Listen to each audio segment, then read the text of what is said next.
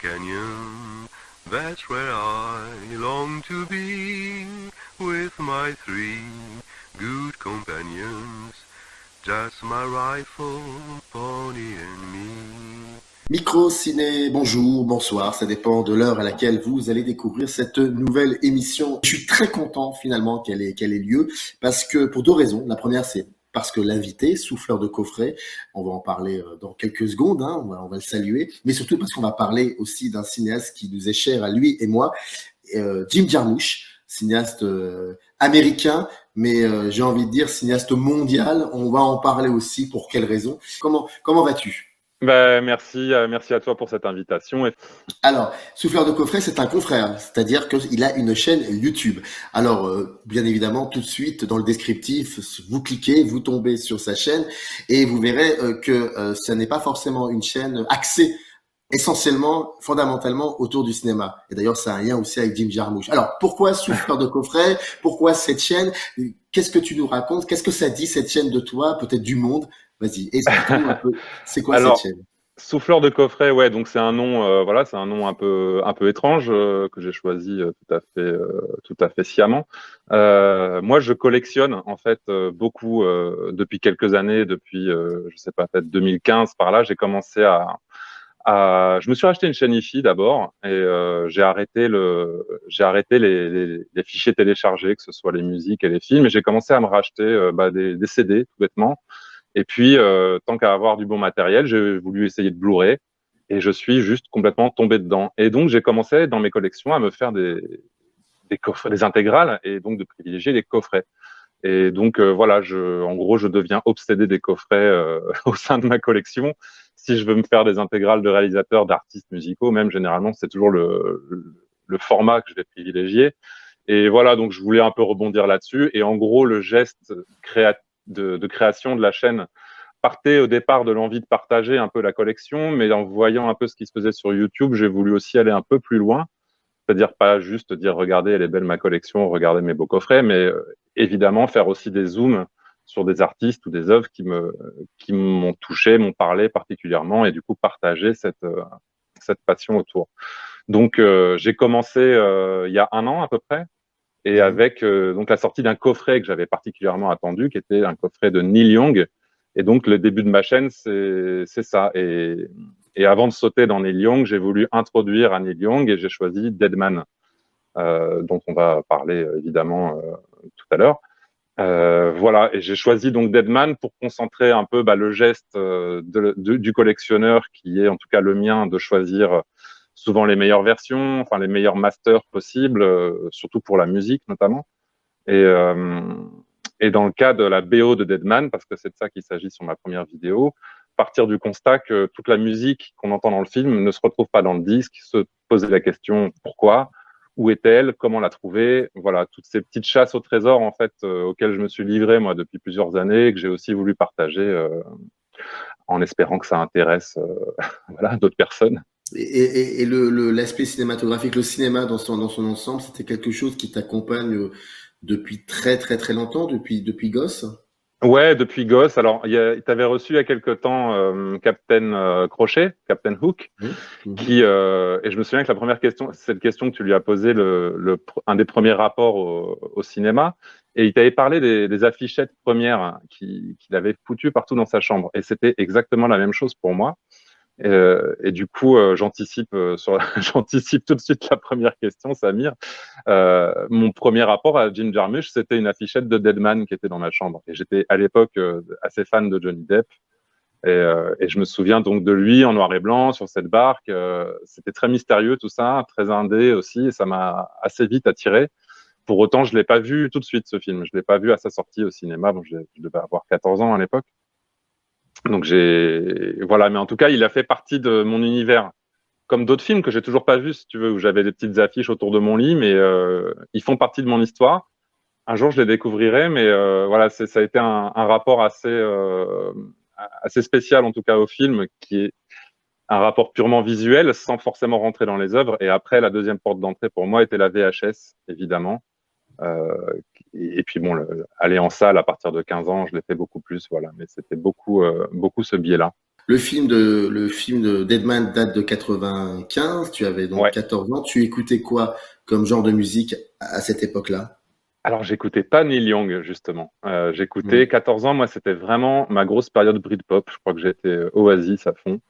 Oasis, Blur, Supergrass, ces groupes anglais, voilà, c'était quand même une vague assez présente et j'écoutais beaucoup ça, les Red Hot Chili Peppers aussi, tout ce rock un peu indé et ouais, ça semblait résonner très fort dans le cinéma de Jarmusch, ce côté indé, c'est pas le mot pour décrire la Britpop, mais aussi d'autres groupes comme les Pixies. Voilà, bon, j'étais assez rock en définitive, en tout cas à cet âge-là. Après, mes goûts ont plus évolué en musique. Ce que tu imaginais en voyant cette affichette de Deadman, enfin de Johnny Depp sur cette barque en noir et blanc, et quand tu vois le film pour la première fois, est-ce qu'il y a eu une espèce de connexion entre ce que tu imaginais et ce que tu vois réellement, ou Alors c'est le différent? lien, la rencontre avec Deadman, elle s'est même pas faite encore en visionnant le film. C'est-à-dire que j'ai eu une copine à l'époque qui écoutait dans son Walkman la BO de Deadman. Et j'entendais, tu sais, à côté dans le bus, elle écoute et t'entends un peu de loin, de manière un peu criarde. Ça avait l'air cool et je lui dis, bah tu me ferais écouter un peu. Et là, j'étais tout de suite séduit, mais immédiatement séduit par ces guitares que Neil Young avait enregistrées pour le film. Et j'ai dit, mais ça fait longtemps que je veux voir ce film. Et elle me dit, bah viens chez moi, on le regarde, je l'ai en cassette. Et donc voilà. Mais c'était la musique qui m'a. Donc d'abord le visuel, puis la musique, et puis enfin le film, la découverte. Ouais. Et à partir de quand tu as commencé à le considérer comme un cinéaste important pour toi? Bah, quand j'ai vu Ghost Dog, peu de temps après, Hmm. quand j'ai la somme de ces deux films, tout de suite, j'ai eu un coup de cœur, mais énorme, et ça m'a parlé très directement d'une certaine manière. J'avais du coup vers 18, 19, 20, voilà, c'était à peu près dans ces années-là. Donc une période où vraiment tu te construis, tu te poses pas mal de questions sur ta vie, sur ton avenir. Je précise ici que je suis artiste, que c'est mon métier. Et voilà, c'est un moment où tu sais pas si tu vas faire des vraies études, tu sais pas si tu vas partir si tu vas suivre ton intuition d'aller dans l'art ou quoi. Et Jarmusch a très clairement été un guide pour moi à ce moment-là, dans ces années-là. Un guide parce que tu avais l'impression que tout était possible en voyant ces films. Parce que j'avais l'impression qu'il me disait directement, choisis l'art, choisis l'art. Donc donc un film comme par exemple Only Lovers Left Alive en 2013, ça te parle beaucoup ce film. Alors ce film, laisse tomber, ce film, il était pour moi quand je l'ai vu, je l'ai pris personnellement. Ouais, j'ai eu, mais dès le générique, dès les premières secondes, tu vois les étoiles, ça tourne, ça devient un vinyle, et puis tu vois ce couple. Je l'avais vu donc avec ma compagne actuelle, et on a eu ce truc en plus de projection, chacun dans un des deux personnages. Et ouais, donc c'était super aussi pour l'emmener dans le monde de Jarmusch parce qu'elle connaissait pas trop non plus. Et, euh, et voilà, non, non, Only Lovers Left Alive, ouais, complètement. Il fait complètement partie de ces œuvres aussi qui m'ont attrapé dans tout ce qu'il a pu faire. Ouais. Première question par rapport à ça, à son cinéma. Quand on voit ses premiers films, Permanent Vacation, Stranger Than Paradise, Done by Law, et ses derniers films assez particuliers, est-ce que finalement, est-ce que la manière, le style jarmouchien, sa manière de voir le monde, est-ce qu'il a évolué ou est-ce que c'est toujours le même ton qu'il utilise pour toi? Alors, pour moi, déjà, il faut que j'explique que ces premiers films, je les ai découverts assez tard. D'accord. J'avais déjà vu bon, bah, cette espèce de trilogie que je vais montrer ici, qui sont ceux avec lesquels j'ai commencé, donc Deadman, Ghost Dog et Broken Flowers. C'est les trois par lesquels j'ai commencé. Euh, ensuite, ensuite, je sais plus trop ce qui s'est passé ensuite. J'ai découvert peut-être sûrement d'autres cinémas et tout. Mais au moment, donc moi, où je commence à acheter les œuvres physiques, voilà, que je voulais pour ma collection, un des premiers trucs que j'ai acheté, c'est ce coffret-là, qui est l'intégrale de Jim Jarmusch, donc de Permanent Vacation jusqu'à Broken Flowers. J'avais déjà vu Coffee and Cigarettes aussi, donc avec Coffee and Mm. Cigarettes qu'il a réalisé sur un temps assez long des différents segments, et avec aussi dedans le documentaire sur Neil Young qui s'appelle Year of the Horse. Et d'ailleurs qu'on trouve très difficilement et on le trouve, le coffret le contient et c'était un des rares coffrets à le contenir, donc ça m'a clairement décidé. J'ai eu du mal, pour être très franc, j'ai eu du mal moi avec Permanent Vacation et le suivant et Stranger Than Paradise. J'ai trouvé qu'il y avait, déjà, j'ai pas retrouvé les qualités qui m'avaient attiré en premier lieu dans Ghost Dog et Deadman. Je les ai simplement pas retrouvées. Et, euh, et donc, ouais, son style, la question c'était est-ce qu'il a évolué? Son style, ouais, selon évidemment, toi? je trouve qu'il a évolué. Je trouve qu'il prend vraiment de l'épaisseur à partir de Deadman. Euh, je trouve qu'il se met à raconter vraiment autre chose à ce moment-là. Et qui raconte encore autre chose après cette trilogie-là, après Broken Flowers, peut-être à partir de Broken Flowers. Mais disons que les deux que je souligne, c'est vraiment ouais, Ghost Dog et Deadman qui, pour moi, sont les deux pendants d'un même sujet finalement. Mais ce qui est intéressant, c'est que lorsque tu vois les premiers films qu'il réalise entre 1980 et 1989, donc entre Permanent Vacation et Mystery Train, donc il est dans 53, donc il a entre 27 et 37 ans, donc c'est une Ouais, partie importante de sa construction pour être celui qui est devenu ensuite. Mais ce que je veux dire par là, c'est intéressant de voir que lui, du haut de ses 27 ans, cette jeunesse américaine, il a une manière de regarder son pays, de regarder aussi. Elle est quand même assez particulière au sein même de l'industrie du cinéma américain à ce moment-là. Elle est ouais. assez particulière. Elle est très épurée surtout. Mais je pense que je pense clairement que quand je les ai découverts et je les ai revus ensuite et je les ai préférés ensuite, mais je manquais de documentation en fait. Je m'étais peut-être pas assez renseigné. Je savais pas. Si tu veux, j'ai eu l'impression, et c'est un peu méchant ce que je vais dire, mais j'ai eu l'impression de voir une espèce de caricature de film grolandais, tu sais, où quand il filme l'ennui, ce qui fait beaucoup dans ses deux premiers films, vraiment, je m'emmerdais puissance 10 devant mon écran et je rentrais pas dedans. Je comprenais pas ce qu'il m'était raconté. Je comprenais pas où il voulait en venir. Et du coup, c'est peut-être par ces derniers films, notamment Patterson, où j'ai compris le geste et j'ai compris effectivement sa boucle avec les premiers thèmes, qui est sublimer le quotidien, voilà, trouver une espèce de grâce dans le quotidien et dans le rien faire. Dans, et voilà. Et après, donc, sur les thématiques de ces premiers films, il s'agit beaucoup d'errance. C'est des gens voilà, qui sont dans le cadre, qui s'emmerdent un peu dans ce cadre. Regardez comment ils y évoluent. Et par contre, ce qui m'a parlé assez vite dans ces deux-là, c'est le rapport au disque, qui est très présent dans tous ces films. Euh, quand ça vient comme des gimmicks d'écouter I Put a Spell on You de Screaming Jay Hawkins ou d'écouter ce morceau où il se met à danser dans Permanent Vacation, de voir en gros comment les corps réagissent face à la musique. Donc il y avait un côté documentaire là qui m'a plu, mais le film en intégralité, j'étais pas prêt à le recevoir, je pense encore. Est-ce que tu penses que ces corps ont besoin, à ce moment-là, dans cette première partie du cinéma de Jarmusch, la manière pour eux de dire les choses, c'est plutôt de bouger comme ces scènes de danse ou Complètement. d'aller d'un point A à un point B, de pas se dire grand-chose, mais de bouger, constamment de bouger Complètement, de c'est par la nation. exactement ça. Tu le dis très bien. C'est l'errance et c'est aussi la musique comme repère dans cette errance ou comme moteur de cette errance. Ce que j'ai trouvé très beau, mais que clairement j'ai mis du temps à comprendre. Donc par rapport à ces œuvres qui ont précédé donc Deadman et Ghost Dog, j'étais plus immédiatement attiré par ce film à segments qui se passe dans des taxis. Euh, le nom évidemment m'échappe. Night on Earth. Night on Earth. Exactement. Ça m'a parlé parce que ça ressemblait plus à Coffee and Cigarettes dans la structure et voilà, j'étais plus en terrain familier. Mais ouais, ça j'ai aimé. Permanent Vacation, pas Permanent, excuse-moi, Mystery Train, Mystery Train également, qui est peut-être un des premiers films que j'aime intégralement de lui, qui raconte beaucoup sur Memphis et la scène musicale locale. Voilà, donc non, j'ai quand même pas tout rejeté en bloc, mais c'était vraiment les deux premiers qui étaient un peu durs à recevoir, voilà, pour le néophyte que j'étais à l'époque.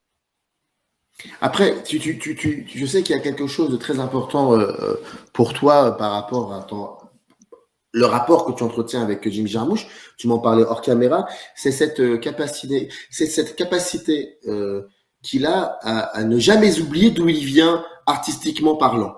Ben, c'est ce qui m'a fait plonger là-dedans, moi, en fait. C'est cet art qui transpire partout et ce goût pour l'art et cette volonté de transmettre le goût pour l'art. C'est-à-dire qu'un gamin de 19-20 ans comme j'étais, sûrement un peu con et prétentieux comme beaucoup de gamins de cet âge-là, c'est vraiment pris en pleine gueule le trajet de William Blake dans Deadman, si tu veux, si on fait un petit zoom sur Deadman, qu'est-ce que c'est? C'est un gars bourré de prétentions qui traverse les États-Unis pour avoir un job et c'est pas ce à quoi il s'attend. Il est reçu comme voilà comme le dernier des Pecnos et alors au pays des Pecnos pour le coup et se retrouve voilà se prend une balle à côté du cœur et se retrouve dans un voyage vers la mort où il va apprendre sur lui-même et déconstruire tout ce qu'il avait appris. Et je me suis un peu identifié à ça, si tu veux. C'est-à-dire que le message derrière ça m'a profondément touché. Il rencontre un Indien, Nobody, qui va être une sorte de passeur, qui va déjà voir en lui un poète. À cause de son nom, il s'appelle William Blake, donc il fait la méprise. Il le prend pour la réincarnation du poète William Blake. Et, euh, et Johnny Depp va jouer le jeu, le personnage va jouer le jeu et devenir cet artiste, devenir ce William Blake. Et voilà, c'est une espèce de transformation qui a lieu sous nos yeux et je trouve qu'il est très belle dans ce film. Et après, le film est un peu construit en miroir, je trouve, sans trop parler de la fin, mais au bout d'un moment, l'arrivée, il y a un premier temps du film qui est l'arrivée dans le bled où il doit aller prendre son boulot. Et à la fin, il arrive dans un village indien qui rappelle très fort cette scène et tout le film s'ouvre sur un voyage en train et après c'est un voyage en cheval jusqu'à ce voyage indien. Enfin, voilà, c'est effectivement, comme tu dis, ils sont en mouvement. Vers quoi? Vers un voyage final qui est le voyage vers la mort, finalement. Et ce que Jarmusch nous apprend là, ce qu'il m'apprend là, moi, c'est une phrase toute bête qui est le memento mori. Souviens-toi que tu vas mourir. Il te le rappelle, c'est dès le titre, en fait. Et donc, qu'est-ce que tu fais de ce temps qui t'est imparti sur Terre? Comment tu choisis de l'employer? Et c'est ça, c'est cette question que Nobody pose au jeune William Blake, qui était très impétueux. Et lui, il va descendre, il va descendre de ses certitudes et il va apprendre. C'est un peu, c'est très imagé, c'est très poétique tout ça, mais ce trajet m'a bouleversé profondément. Ce qui est assez incroyable avec Jarmusch, c'est le fait d'utiliser aussi des genres cinématographiques très codifiés pour raconter aussi une certaine Amérique. En avance ou en retard, en tout cas, c'est vrai qu'ils questionnent, ils sont en questionnement dans cette époque. Enfin, il y a un côté presque expérience scientifique là-dedans, la manière qu'il a d'employer ses protagonistes, de les foutre dans un endroit enfin, ça me vient comme ça, notamment pour les premiers, je pense, où vraiment il y a plus ce côté, voilà, observons-les, quoi. Pour revenir à Ghost Dog et à ce que j'avais attrapé de Deadman quand j'ai découvert Ghost Dog, je suis revenu à ce Memento Mori assez vite parce que toute la dialectique, c'est peut-être pas le bon mot, mais disons tout l'enseignement samouraï qui vient à coup de haïku pendant tout le film comme un leitmotiv très présent. Voilà, t'enseigne que le samouraï n'a pas peur de mourir, qu'il prend ses décisions, il est déterminé, il prend ses décisions en une fraction de seconde. Et pour moi, c'était une espèce de suite logique à ce que j'avais compris de Deadman, qui est maintenant que tu sais comment tu vas employer ta vie, ce que tu vas faire du temps qui t'est imparti, tu as choisi ce que tu allais en faire, le doute n'existe plus. Et du coup, tu n'es plus que action et tu es action instantanée. Et ça c'est le personnage de Deadman. Il n'a pas peur de mourir, il attend, il convoque la mort tout le temps. Et par contre, cette attitude-là est totalement effectivement anachronique dans tout l'entourage mafia du film. C'est un alien total, ce personnage-là. Et après, effectivement, sur l'enrobage urbain hip-hop, bah ouais, c'est la découverte pour moi du Wu-Tang, de RZA. Et bon Dieu, qu'est-ce que j'ai aimé cette BO. Limite encore plus, ça m'a fait partir vers le hip-hop très fort, Ghost Dog, quoi. C'est-à-dire, c'est un style que j'écoutais pas trop dans les années 90 et j'ai complètement rattrapé, je pense, à partir de Ghost Dog. Et Jarmusch a eu ce talent en plus de lier deux choses a priori qui n'ont rien à voir, la musique un peu desséchée de Neil Young pour Deadman et les boucles de RZA dans Ghost Dog. Donc là aussi un passeur extraordinaire de musique que moi j'ai pris en pleine tronche et qui m'a donné envie d'en savoir beaucoup plus aussi que ce soit sur Neil Young ou que ce soit sur le Wu-Tang, si tu veux.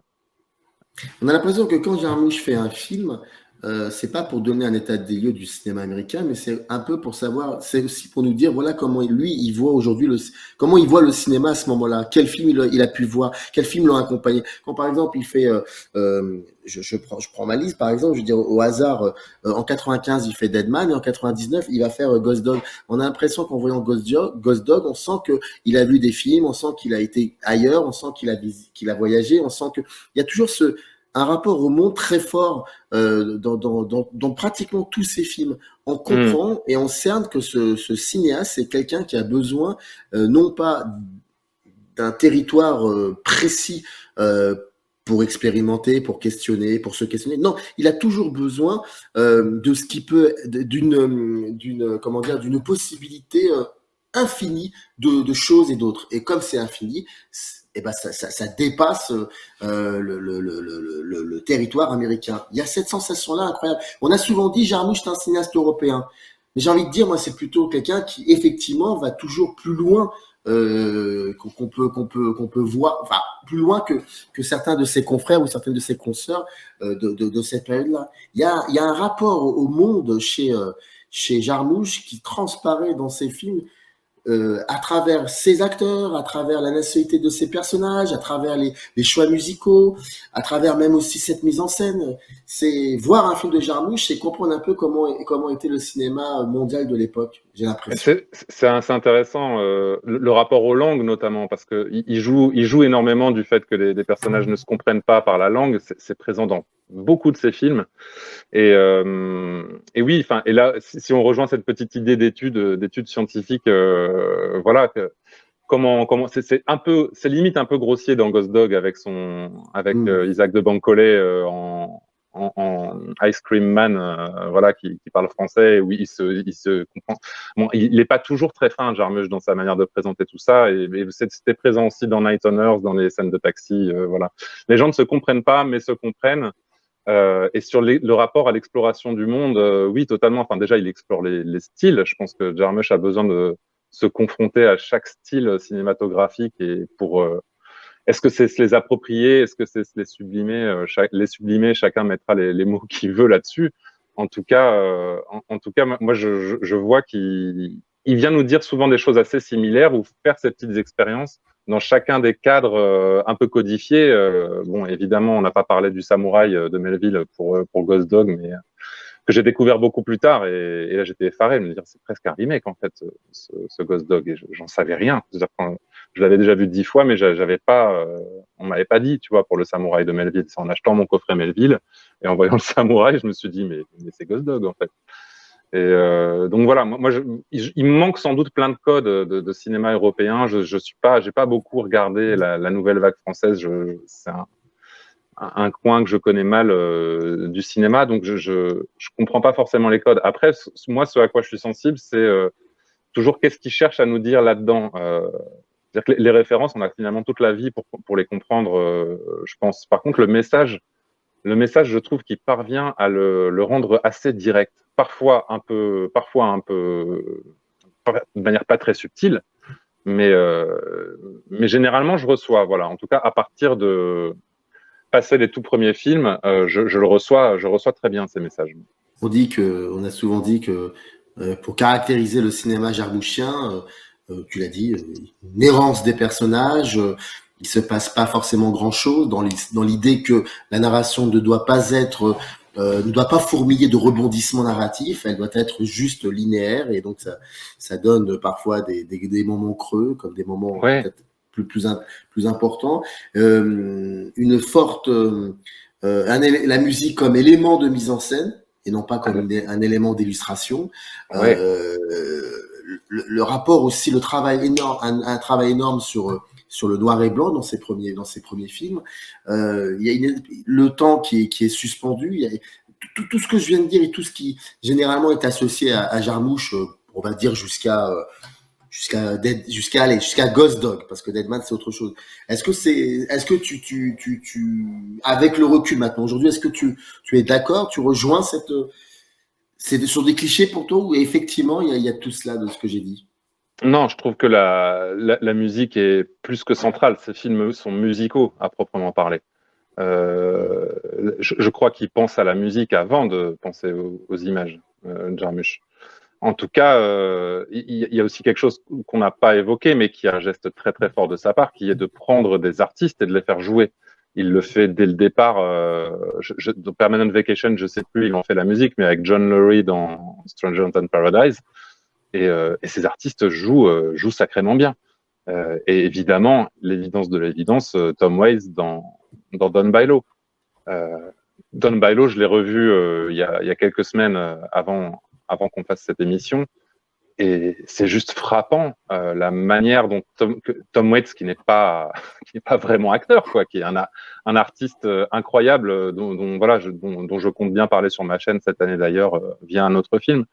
Mais dans ce film, Tom Waits s'empare du cadre. C'est incroyablement beau à voir. Il habite ce cadre de manière presque animale, quoi. Et tu fais rentrer là-dedans Roberto Benigni comme un petit agitateur. Ouais, je sais pas. Je reviens encore à cette métaphore un peu scientifique de voir qu'est-ce qui se passe quand tu prends un artiste aussi wild que Tom Waits, aussi imprévisible que Tom Waits, en tout cas l'image qu'on en a, cette espèce de truc brutal qui grogne et qui crie, tu vois, et tu lui fous dans les pattes un Roberto Benigni qui parle pas la langue là aussi, voilà, enfin c'est toujours ces trucs de confrontation.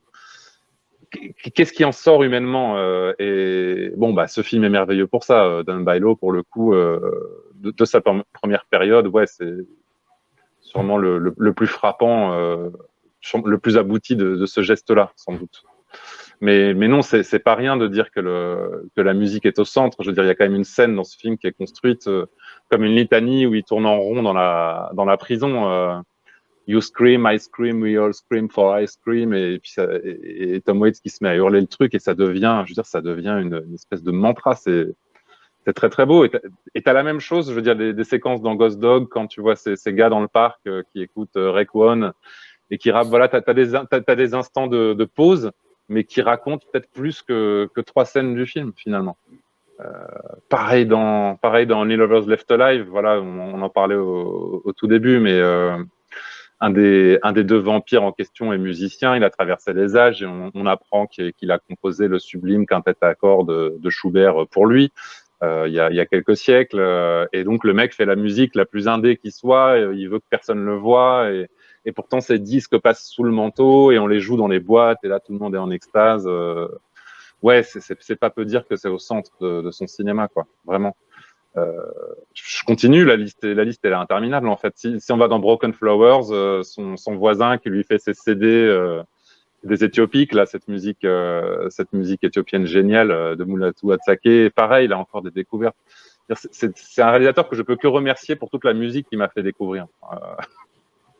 Et puis ce goût, cette générosité dans ce geste dans chaque film.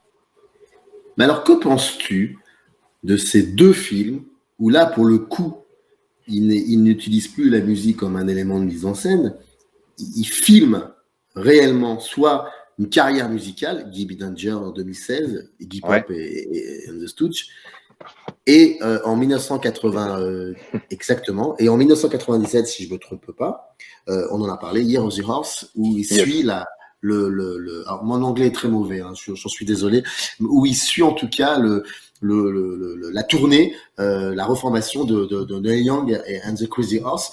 Yes. Qu'est-ce que tu penses de la manière là pour le coup avec ces 2 films, la manière qu'il a de mettre en scène? Alors je trouve que les 2 films sont extrêmement différents. Year of the Horse, je pense que ça se fait suite à Deadman. Je pense que, enfin, je sais pour le coup que la rencontre avec Neil Young a été super enrichissante pour tous les 2 sur Deadman. Ce que je raconte un peu dans ma vidéo, mais sur Deadman, la première, mais en gros, Neil Young s'est enfermé dans une salle à se faire passer les rushs du film et à improviser en direct. Et là, c'est tout à fait la méthode. Enfin voilà, c'est une méthode qui est très jarmuschienne même de faire. Donc la rencontre entre les 2, elle était attendue et évidente. Et je pense suite à ça, ils ont juste peut-être voulu prolonger cette expérience. Et en fait, Year of the Horse, il est vraiment fait comme un film de potes, quoi, tourné un peu avec des caméras dégueu, où tu vois des sérieux moments de déconnade entre tous les gars de Crazy Horse. je le trouve presque un peu potache en fait, Year of the Horse. Tandis que Gimme Danger, il me semble, je l'ai vu qu'une seule fois, il faudrait vraiment que je le revoie, avait une facture plus classique de documentaire. Ouais. Ouais. Donc peut-être il y avait moins son point de vue indé à Jarmusch dessus, mais c'est soumis à revisionnage. J'oublie vite ce que je vois. J'ai besoin de revoir moi toujours, et celui-là je l'ai vu qu'une fois, donc je vais me faire un petit joker sur Gimme Danger si tu veux bien. Mais en tout cas pour Year of the Horse, ouais, il y a vraiment ce côté, on sent qu'il est content d'avoir pénétré cette bande. Donc c'est comme une récompense ce film. Je l'ai vu comme ça. Il y a aussi un autre film un peu particulier qui s'appelle Coffee and Cigarettes, qui s'est fait Oui, sur près de 20 ans. D'ailleurs, ce qui est assez drôle, c'est que donc c'est un film qui est composé de plusieurs sketchs, de plusieurs courts-métrages, où la configuration logistique est très simple. C'est 2, 3 personnes ou 4, je sais pas, qui discutent autour de plusieurs cafés et cigarettes, comme le titre l'indique. Et donc, tu t'aperçois en voyant le film en 2003 que Jarmusch, finalement, c'est comme s'il prenait des photos de famille. En 20 ans, il a pris des photos oui, de personnes qui ont travaillé avec lui. C'est pour ça qu'il y a un sketch dans lequel tu vois Roberto Benigni. Et Benigni, il avait tourné avec lui en 86. Voilà. Et donc, il y a de ça. Puis tu vois aussi les White Stripes, quand à l'époque, ils étaient encore, quand Jack et Beck, quand ils étaient encore, quand ils formaient le fameux duo. Il y a plein de choses comme ça. Et, ouais. et ce qui est fascinant avec ce film aussi, qui est un peu hybride, qui est entre Ghost Dog et Broken Flowers. En même temps, on a l'impression que il annonce une nouvelle étape dans la filmographie j'allais dire de Johnny Depp. Non, pas de Johnny Depp, de Jim Jarmusch. Et ça, on va peut-être parler après, Broken Flowers, tout ça. Mais ce qui est beau avec Coffee and Cigarettes, c'est que on a l'impression que c'est on a l'impression que c'est un cinéaste qui fait et organise des films comme s'il composait une partition musicale. J'ai cette Ouais, impression-là avec ben, je, celui-là. je- je l'ai vraiment dans absolument tous ces films, cette impression-là. Mais je dirais que dans le cas de Coffee and Cigarette, je le vois presque comme un mode d'emploi de son cinéma, ce film. Voilà, comme une petite aide annexe, un petit pense-bête, tu vois. Quant à Mm. les considérations de Jack White et Meg White, il est aussi fasciné par Jack White. On le voit dans Only Lovers Left Alive. Il s'arrête devant la maison en disant c'est là qu'il a grandi. Et ils sont tous les deux très émus en se disant ce Jack White, c'est quand même presque un des nôtres. La position des vampires elle est très bon. Ce sont des artistes, les vampires, ce sont des passeurs d'art. Comprennent qui pourra. Je pense que ça représente un petit peu aussi. Je pense que ça raconte aussi le décalage qui sent avec le monde de plus en plus sur la fin, en tout cas, le petit père Jarmusch. Mais par exemple, cette scène avec Jack White, donc c'était parti de là, fait des considérations sur des machines technologiques qui produisent des super sons de l'infini et tout ça. Et c'est des sons de l'espace. Et toutes ces considérations reviennent dans pas mal de ces films, cette espèce de fantasme de la technologie, de Tesla. Voilà, il y a un délire sur Nikola Tesla aussi. Mais de dire, et si le monde avait été autrement, et si Tesla avait pris le pouvoir de l'électricité, est-ce que l'art serait plus fort, est-ce que l'art serait plus grand? C'est des mini-questionnements. Après, il y a des séquences, des segments qui sont beaucoup plus cruels aussi dans Coffee and Cigarettes, me semble-t-il. Pareil, j'ai pas tout en tête. Je me souviens effectivement des plus forts, la super discussion entre Iggy Pop et Tom Waits au café qui est assez impayable. Et ce qui est très drôle, c'est que Iggy Pop jouerait peut-être le rôle de Tom Waits et réciproquement, parce Oui, qu'on a toujours tendance à croire qu'Iggy Pop est quelqu'un d'extrêmement rebelle, agressif, et finalement eh tout ça ouais. c'est des conneries. Et ça c'est très très drôle en fait, ce moment-là. Ouais, ouais, et puis Tom Waits qui fait un peu le quoi, t'aimes pas mon batteur? Qu'est-ce qu'il a mon batteur? Et l'autre qui est super poli, qui sait plus. C'est vrai qu'on n'imagine pas Iggy Pop en difficulté face à quelqu'un, mais là ouais. Et oui, mais Iggy Pop, super compagnonnage. Je dis, mais combien d'artistes ont accompagné la carrière de Tom Waits? Si on fait le compte entre John Lowry, de Tom Waits, de Jarmusch, pardon, entre Tom Waits, Iggy Pop, Jack White, Hugh Laurie, enfin, voilà, Reza, pareil, dans le tout dernier, dans The Dead Don't Die, on a Reza qui vient faire le Who PS, enfin, et pareil, ils sont aussi là dans Coffee and Cigarettes, les gars du Wu-Tang, avec Bill Murray qui est là aussi.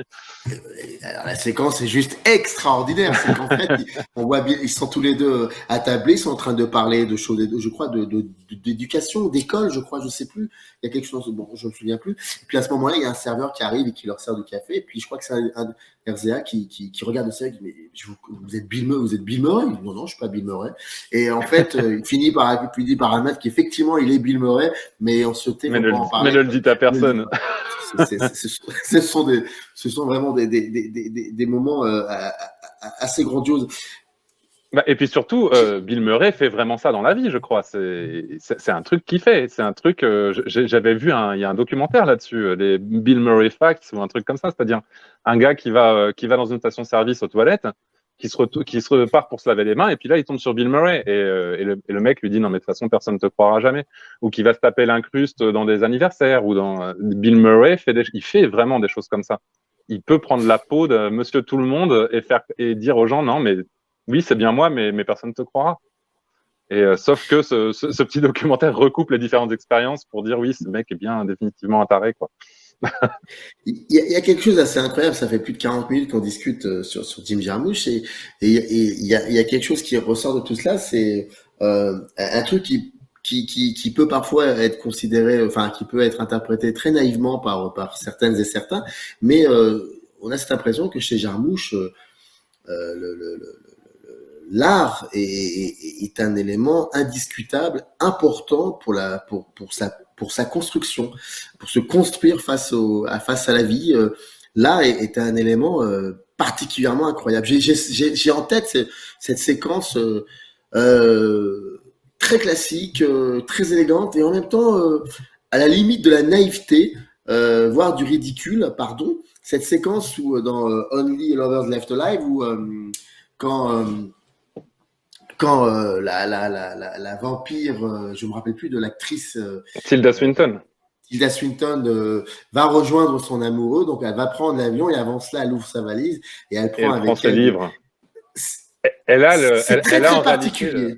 Elle a le pouvoir de dater. Je l'ai revu il y a quelques jours, du coup, elle a le pouvoir de dater les choses en les touchant, Tilda Swinton, cette vampiresse. Donc ouais, et je pense qu'elle vit, elle vit la vie du livre. C'est un discours qu'on a dans un autre de ses films, Limits of Control. Limits of Control, c'est aussi un film qui parle d'art tout du long. C'est sûrement celui qui en parle le plus, en en parlant, enfin, à l'économie de mots. Mais à un moment donné, c'est toujours les mêmes lignes de dialogue, exactement les mêmes. À chaque fois, on a un héros qui est complètement silencieux, qui va tomber sur différentes personnes, qui vont lui poser à peu près toujours les mêmes questions sur différents champs. Et donc, on va lui demander Are you interested in paintings by any chance? Est-ce que tu es intéressé par la peinture, par la musique, par les hallucinations, le peyote, toutes sortes de choses, toutes sortes d'expériences. Tout le monde va essayer de l'emmener vers une discipline artistique différente. Et il y a au début du film un moment avec un violoniste qui lui explique que les instruments ont en eux la mémoire de toutes les notes qui ont été jouées. Et je pense que c'est un peu cette idée qu'on a dans Only Lovers quand elle touche les bouquins. En tout cas, autant que ce soit les artistes qu'il adore filmer, dont il aime s'entourer, que les instruments eux-mêmes. Les instruments sont extrêmement sacralisés dans Only Lovers Left Alive. Les premières scènes qu'on voit de lui, c'est un gars qui vient lui apporter des guitares. Voilà, celle-ci a appartenu à un tel et celle-ci à un tel. Et je veux dire, le côté, la dimension sacrée de l'instrument, elle est extrêmement présente pour lui. Et voilà, c'est des choses un peu plus matérielles, mais très très poétiques en tout cas dans ce qu'il nous propose comme rapport à l'art. Et donc oui, sur l'art, si je reviens au questionnement du memento mori, moi qui m'avait frappé dans Ghost Dog et Deadman, c'est la solution qu'il a pour lui dire qu'est-ce que tu fais de ta vie sachant que tu vas mourir, qu'est-ce que tu fais de ce temps qui est imparti. Eh ben, Jim Jarmusch te propose deux choses. Il te propose en premier, et ça explose de partout, de remplir ton existence d'art, parce que l'art est beau, ou l'art est poétique, enfin voilà, ou pour toutes sortes de raisons qui fait que l'art, c'est bien. Et la deuxième raison, c'est de s'émerveiller des petites choses du quotidien. Et c'est quelque chose, voilà, que j'ai compris du coup, ce qui m'a permis, par les derniers films, de comprendre les premiers. De comprendre ce qu'il allait filmer, en fait, dans ces films-là. Cet émerveillement assez naïf, comme tu dis souvent, du rien, du vide, parce qu'en fait, la vie, le temps qui passe, c'est là, c'est maintenant. Et quand on n'a pas la capacité de s'en émerveiller, eh ben, on passe à côté. Je pense que c'est un de ces deux enseignements à Jarmusch. Voilà. Que se passe-t-il après Coffee and Cigarettes? Il y a Broken Flowers en 2005, il y a The Ouais, Limits of Control en 2009.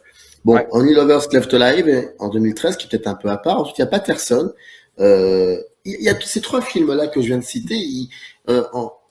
Les détracteurs de Jarmusch, à ce moment-là, lui reprochent d'aller encore plus loin dans le filmage du rien. Surtout, je me souviens de Patterson, que je trouve extraordinaire, ce film. Alors, ouais, j'ai senti que c'était un de tes coups de cœur, Patterson.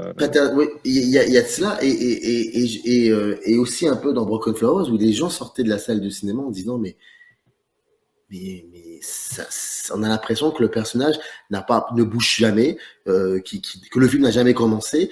Et est-ce que tu es d'accord avec le fait qu'il se passe quelque chose dans le cinéma de Jarmusch à partir de 2005? Tu l'as un peu évoqué. Il y a un truc, Ouais. il y a un rapport avec la mort. Est-ce que tu penses que ça vient de là, en fait? Alors, Et le rapport aux autres aussi. Et le rapport aux ouais, autres aussi. disons que je le verrais pas. Je dirais pas que le pivot, c'est ce message, ce message de la mort. Même si c'est quand même vachement en toile de fond dans Broken Flowers. Broken Flowers, c'est quoi? C'est l'angoisse, la possibilité d'une descendance pour Bill Murray. Il reçoit une lettre, on lui dit voilà, j'ai élevé seul ton enfant. Il part à sa recherche dans la possibilité de éventuellement rencontrer un fils. Et si j'avais un fils, et bon, c'est un élément de transmission face à la mort assez fondamental que tous les êtres humains, auquel tous les êtres humains sont plus ou moins confrontés. Vais-je me reproduire ou pas? Dans le cas de Bill Murray, là, dans ce film-là, on voit bien qu'il avait choisi de ne pas le faire et que d'un coup, il se retrouve complètement ébranlé par la possibilité que ça lui ait échappé et que quelqu'un d'autre prenne la suite pour lui. En tout cas, ce film-là fait un peu... Je le trouve étrange. Je le trouve vraiment... Je trouve que c'est un des plus étranges de sa filmo, ce Broken Flowers, personnellement. Après, en fait, j'identifie mieux ce qui suit comme étant une seule et même période. Déjà au niveau musical, parce que à partir de Limits of Control, il forme son groupe qui va faire toutes les BO qui suivent, qui s'appelle Skrull, le groupe, mais qui dans Limits of Control s'appelle encore Bad Rabbit. Jarmusch est aussi musicien, il est guitariste. Et donc voilà, il prend lui-même la charge de composer les musiques de ses films, pas exclusivement. Il y a toujours des musiques des autres, mais ça arrive à partir de ce film-là. Et ça ne s'arrête plus. C'est Skrull qui fait toutes les musiques des films suivants. Ça, c'est un élément formel déjà qui raconte un peu, je pense, cette deuxième période. Et autant Limits of Control, qui ouvre cette nouvelle période, est une célébration de l'art vraiment sous toutes ses formes, comme on l'a dit, autant derrière, et un petit peu aussi celui qui lui fait suite, Only Lovers Left Alive, mais Patterson, il amène autre chose. Il amène cette célébration du quotidien. Donc, ce truc qui reboucle. Donc, je sais pas pour toi, t'as l'air de bien apprécier ce film-là en particulier. Est-ce que, et c'est moi qui vais te poser la question, est-ce qu'il te rappelle ses premiers films? Ah oui, oui, carrément. Ah oui, Voilà. oui, carrément. Oui, oui, c'est ça aussi. C'est peut-être aussi ça. Il me rappelle. Alors, c'est pas forcément un aspect prédominant dans mon rapport à ce film. Le fait que ça me rappelle aussi une manière de filmer qu'il avait dans les années 80 que je n'ai pas vraiment vécu. Hein. J'étais trop petit pour. Je n'ai pas vu Jarmusch. C'est plutôt à la fin des années 80, début 90 où j'ai commencé à le découvrir, et encore. Mais ce que je veux dire par là, c'est que ce que j'ai trouvé très très beau, c'est d'avoir une telle maîtrise de son art, de finalement épurer, jeter tout ce qui est inutile à la narration, tout ce qui est inutile à la description des caractères, donc des personnages, et de se concentrer juste sur ce qui est indispensable à la compréhension des intentions de tous ces personnages. Donc, c'est l'histoire d'un homme qui se lève de son lit, sa femme est à côté de lui, et il se prépare à aller travailler, il est chauffeur de bus, et il est poète aussi à ses heures perdues, et il écrit ce poème, il le répète, il le pense, parce que c'est pas quelque chose qui vient, c'est pas inné, il faut travailler, ça se travaille un poème, ça se travaille l'art, ça se travaille là, dans tous les Exactement. sens du terme. Et ça, je pense que c'est très important, ça, dans ce film. C'est pour ça que les fameuses répétitions, c'est pas quelque chose, c'est pas un exercice de style. Non, c'est pour expliquer que ça ne vient pas du premier coup. Même Orson Welles, ça n'est pas venu du premier coup. Ça se travaille. On arrivait à quelque chose, c'est qu'il y a eu 22 ans ou 20 ans de, bref. Et ça, je trouve ça particulièrement intéressant. Et puis, j'aime bien aussi le fait que c'est un film qui marche doucement et qu'on a l'impression d'être à côté de ce film, qu'on l'accompagne, ce film. Et c'est pour ça qu'il se permet, et il est juste incroyable dans cette maîtrise de son propre art, il se permet aussi de nous proposer des digressions, ce personnage d'écrivain, poète japonais à la fin du film, mais aussi sa femme qui a des particularités, enfin, sa femme qui a des objectifs très précis, ce chien, ce barman qui accueille deux amis à lui qui se prénomment Sam and Dave. Moi qui suis élevé à la Stax musique, je me marre, tu ne peux pas imaginer à quel point en voyant ça. Enfin voilà, et puis aussi il y a une scène que je trouve juste génialissime parce que peut-être représentative de ce que j'aime dans ce film-là, peut-être aussi représentative de ce que j'aime chez Jarmusch. C'est pratiquement au tout début du film, on suit la première journée de Patterson. Patterson sort le chien de sa femme en début de soirée. Il a l'habitude de s'arrêter à ce bar. Il rentre dans ce bar, il prend une bière et le barman est en train de continuer une partie d'échecs. Et à un moment, il dit ah, aujourd'hui, ça va être compliqué, c'est dur. Et Patterson lui demande mais avec qui tu joues? Et il lui dit avec moi-même. Voilà, j'aime beaucoup ce jeu. On voit dans ce moment-là que on comprend que ce jeu existe, cette partie existe depuis un certain temps, donc le hors-champ, et l'idée de considérer qu'on joue avec soi-même, c'est quelque chose peut-être qui me parle aujourd'hui, mais qui pourrait décontenancer certaines et certains qui y verraient dans cet aspect-là, peut-être, je dis bien peut-être, une forme de misanthropie. Et donc, c'est à se demander si Jarmusch, finalement, ne fait C'est ouais. finit par faire un cinéma misanthrope. Et Ben, ça, c'est c'est une une vraie question que question. l'on se pose. C'est une vraie question, Samir, en effet, parce que quand on voit le dernier, du coup, The Dead Don't Die, qui, comme tu l'as dit, est loin d'avoir fait l'unanimité. Euh, alors, tout dépend aussi comment on les découvre. J'en parlais avec Thierry que tu as reçu récemment. Il m'a dit, de toute façon, tous les gens avec qui je l'ai vu l'ont tous détesté, et moi inclus. Et je pense qu'on s'influence tous les uns les autres dans ce genre de cas. T'as beau connaître Jarmusch, tu t'attends à voir un film de zombies, un minimum. Moi, j'ai été le voir seul, ce film, et je suis sorti avec un grand sourire de Dead Don't Die. Je me suis pas senti floué. Par contre, effectivement, parce que tous les codes Jarmusch, ils sont peut-être un peu trop, peut-être jusqu'à saturation là, des répétitions, des mêmes lignes de dialogue qui reviennent, du côté méta qui est peut-être un peu lourdeau du personnage de Tom Waits, qui de manière tellement appuyée vient avoir ce discours un peu écolo. Euh, c'est pas son film le plus fin, clairement. Par contre, ça raconte beaucoup sur son évolution. Effectivement, ne serait-il pas devenu complètement misanthrope? Tu le percevais déjà dans Only Lovers Left Alive parce que les mortels sont appelés les zombies, que les vampires sont vraiment les représentants à travers les âges de l'art, c'est-à-dire que même le personnage de William Hurt, c'était Shakespeare en fait. Voilà, c'est-à-dire que c'est eux qui ont la charge de passer l'art Ah, aux alors, zombies. je crois que c'est pas John, Shakespeare. John Je crois Hurt, que pardon. c'est John Hurt. Je crois qu'il joue le rôle de celui qui aurait écrit réellement les écrits de Shakespeare. C'est-à-dire, ah là là, bon là, Mais moi non on est plus, en train pareil, de... voilà. Voilà, c'est ça. On Mais va je crois pas manquer que ce de soit Shakespeare. références. Voilà. Non, mais voilà, C'est en ça tout qui est cas, curieux. ce truc, en tout cas, dont je parlais pour Schubert, pour le cas du vampire au nom imprononçable, cet acteur, je n'arrive pas à le dire, donc je ne le dirai pas. Tom Huddlesworth. Mais en tout cas, il y a cette considération sur ces semblables, euh, elle devient, euh, elle devient méprisante, très clairement, dans Only Lovers Left Alive. Il y a une douceur ensuite dans Patterson, mais c'est 4 fois pire dans The Dead Don't Die, en fait, parce que, bon, pour le sort qu'il réserve à l'humanité dans ce film, voilà, c'est des gens qui courent t'as juste l'impression de personnes décérébrées, vraiment. vaincu par la société de consommation. C'est comme si tout le message que Jim Jarmusch avait essayé de porter depuis tant d'années n'avait servi à rien et qu'il en faisait le constat en disant voilà, vous m'avez saoulé, quoi, un petit peu. C'est ce que je me suis dit, moi.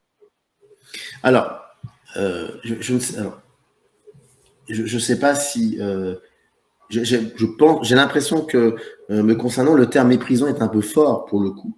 Je ne sais pas si il y aurait un mépris vis-à-vis des autres, mais je me suis toujours posé la question de savoir si moi j'avais 20 ans et que si j'avais vu un film comme Only Lovers Love to Live ou Patterson, est-ce que euh, est-ce que j'aurais accepté cette misanthropie? J'aurais accepté parce que quand tu vois le film Patterson, tu as l'impression que Patterson vit dans un endroit où il y a très peu de personnages, il y a très peu, on a l'impression qu'ils sont dans un autre monde, dans un microcosme.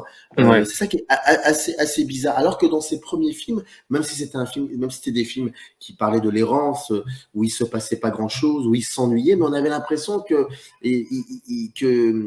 non pas que le monde leur appartenait, mais qu'en tout cas, on avait cette sensation qu'ils étaient inscrits dans le monde. Oui, Alors que tout à fait.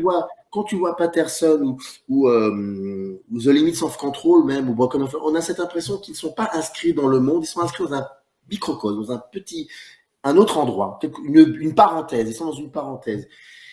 Et là, je me pose la question, non pas de savoir si il a raison, mais j'essaie de comprendre, connaissant un peu d'où vient, artistiquement parlant, Jarmusch. Cinématographiquement, on le sait, il l'a toujours dit, Ozu, Mizoguchi, etc., etc. Et c'est intéressant de voir que Jarmusch, par 2 fois, il utilise la figure du zombie. C'est intéressant de voir comment en fait, j'ai l'impression que Jarmusch est dans une forme de dépression et donc c'est pour ça que les films sont plus ou moins un peu déceptifs. Et donc c'est ça qui fait qu'on a cette sensation que c'est comme si Jarmusch non pas critiqué quoi que ce soit, mais qu'il était peut-être oui non il y avait un peu une espèce d'aspect un peu réactionnaire peut-être, comme si il y Mais a avec. certaines choses. Mais je ne sais pas si c'est avec le monde, pour le coup. Bah, C'est ça qui est très perturbant. c'est une bonne remarque parce que Patterson arrive comme une petite bulle de lumière entre ces deux-là, quand même, entre Only Lovers et The Dead Don't Die, qui sont les deux figures de zombies que tu viens de dire. On a quand même cette petite bulle de douceur et de lumière qu'est Patterson, mais comme tu le dis très bien aussi, les personnages sont un peu hors sol. Tout devient un peu hors sol, et ce, en effet, depuis. Peut-être depuis Broken Flowers finalement, parce que le personnage si on regarde le personnage de Bill Murray dans Broken Flowers, il passe ses journées les lumières éteintes, assis sur son canapé à ne rien faire du tout. Il regarde sa télé éteinte, le mec, il va pas bien. Et c'est ce voyage que va lui concocter son voisin et la musique accessoirement et la possibilité d'une descendance qui vont le réveiller. Complètement. Mais en tout cas, c'est peut-être à partir de ce film-là, ouais, que c'est comme si les mondes se juxtaposent complètement. Mais si on prend cette idée et qu'on l'applique à Ghost Dog, bah, c'est pareil pour ce samouraï. Il vit hors du monde. Ça marchera plus dans Deadman, peut-être, cette grille de lecture-là. Mais avant, comme tu dis, c'est plutôt comment s'inscrire dans le monde. Et effectivement, il y a un moment donné où ça change. Comment tu peux... là, c'est des supputations certainement. Mais comment on peut Complètement. peut-être envisager ce qu'il pourrait faire maintenant? Est-ce que parfois tu as eu cette impression que peut-être il avait tout dit et Malheureusement, ouais, je le crains un peu. Je le crains un peu à la lumière de ce Dead Don't Die, mais l'espoir est toujours permis. Et non, j'ai envie d'y croire, Samir. J'ai envie d'y croire qu'il va nous refaire des beaux films et qu'il a encore des choses à nous raconter. Quelqu'un comme Tarantino, je pense, a tout dit avec déjà parce qu'il s'est conditionné à dire qu'il ferait que 10 films et que le dernier avait un côté tellement somme et puis en plus est un des meilleurs qu'il a jamais fait, donc c'est bien pour lui de terminer comme ça dans sa névrose. Dans le cas de, je sais pas, Christopher Nolan, Tenet, moi, j'ai pas détesté Tenet de Christopher Nolan, par exemple, mais il y a un sentiment de dire, ok, voilà, il a un peu fait le tour de ce qu'il voulait nous dire.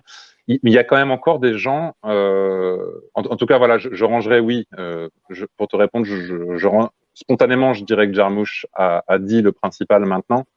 Mais il y a encore des gens qui ont en tout cas, au regard d'autres cinéastes qui ont la capacité toujours et encore de m'émerveiller et me surprendre, par exemple Paul Thomas Anderson, dont je ne me lasse pas de voir les films, de voir l'évolution, et je me dis que ce mec en a encore sous le pied, beaucoup. Et voilà, donc moi, si on doit aujourd'hui prendre les paris des cinéastes qui vont... De toute façon, je vais assez peu en salle, moi, je suis le collectionneur qui regarde les films à son rythme chez lui, plutôt. Non pas que j'ai du mal avec la salle de cinéma, j'ai du mal on va se rejoindre dans les thématiques jarmouchiennes, mais parfois je subis un petit peu les gens autour de moi. Et puis j'aime bien faire pause quand ça me chante aussi, éventuellement.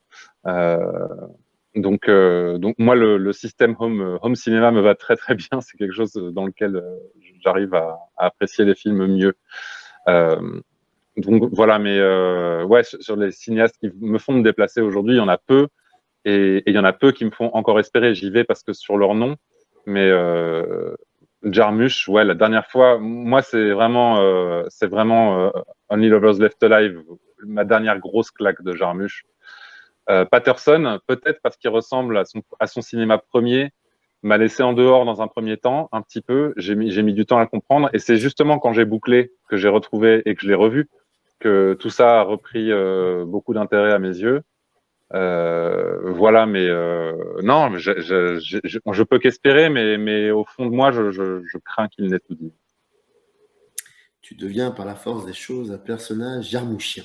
Ben oui, mais c'est pas pour rien que je m'identifie à tous ces personnages, Samir, tu sais.